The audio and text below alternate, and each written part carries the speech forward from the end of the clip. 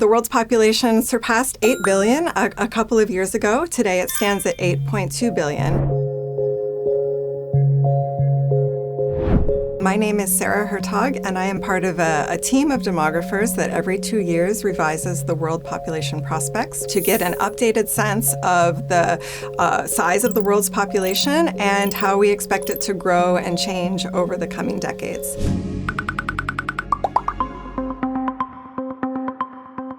One of the key findings from our new report is that we do expect that the size of the world's population is going to peak within the current century.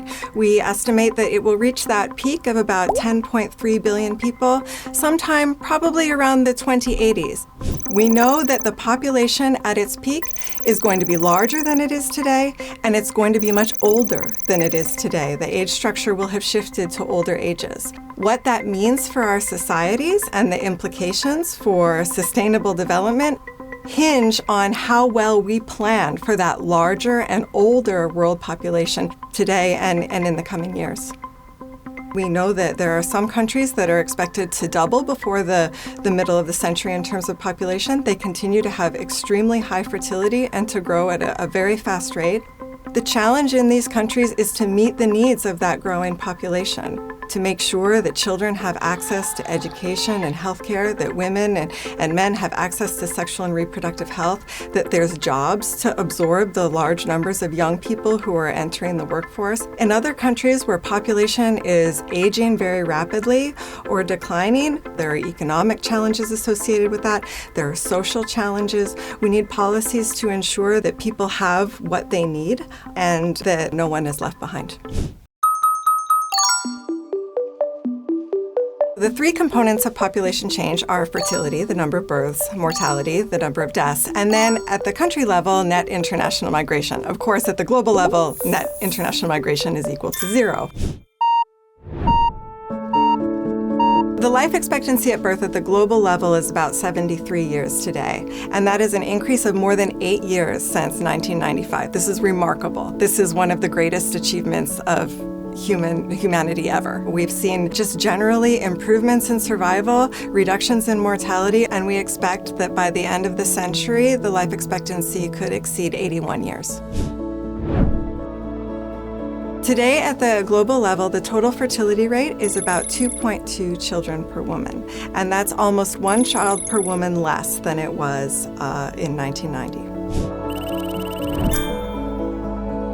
2.1 children per woman is the replacement rate, which is the level of total fertility in order for the population size to stabilize in the absence of any net international migration.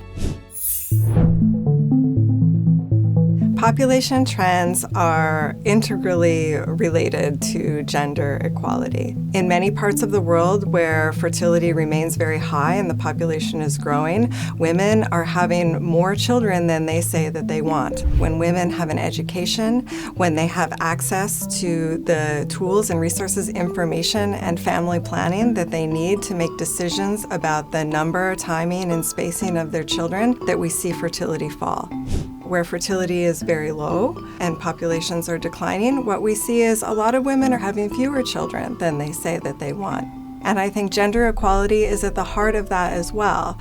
There are all kinds of constraints, things like work-life balance, the need to do care work for aging parents, the high cost of housing and education, inequality in the division of labor within the household. And so just as achieving gender equality is essential to ensuring that women in high fertility countries are able to have the families that they want, so too in low fertility countries.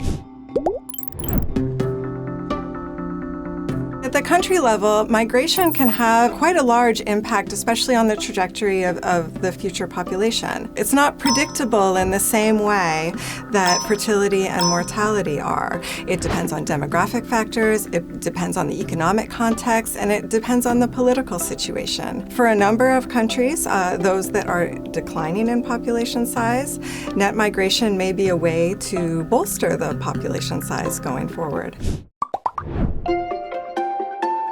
Since Since the middle of the last century, when the population was growing at its most rapid rate at more than 2% per year, there have been really dire warnings about the capacity of our planet to absorb growing numbers of people and meet their needs.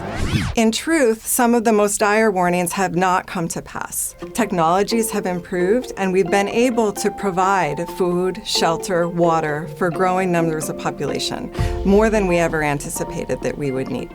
It's really up to us and up to our governments and our policymakers to prepare us and begin planning now to meet the needs of a growing number of people while ensuring a sustainable future for our planet.